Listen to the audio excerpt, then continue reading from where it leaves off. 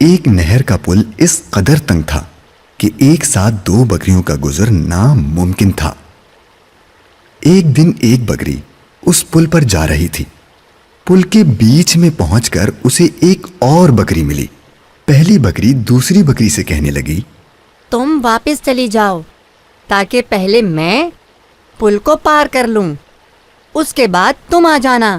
دوسری بکری بولی، واہ بھائی واہ، میں بھلا کیوں واپس چلی جاؤں؟ تم ہی واپس کیوں نہیں چلی جاتی؟ اور ہاں، پہلے مجھے گزر جانے دو۔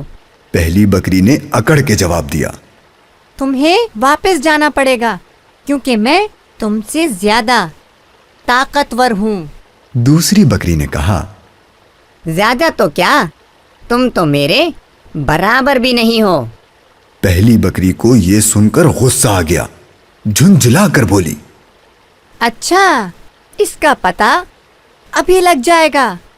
یہ کہہ کر اس نے لڑنے کے لیے اپنے سینگ نیچے جھکا لیے، اور پھر دوسری بکری نے اسے روکتے ہوئے کہا، ٹھہرو ٹھہرو، دیکھو، لڑنے سے کوئی فائدہ نہیں۔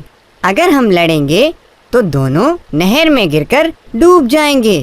میری سمجھ میں ایک ترکیب آئی ہے، میں پل پر لیٹ جاتی ہوں، تم میرے اوپر سے گزر جاؤ۔ یہ کہہ کر دوسری بکری پل پر لیٹ گئی اور پہلی بکری آہستہ آہستہ اس کے اوپر سے گزر گئی۔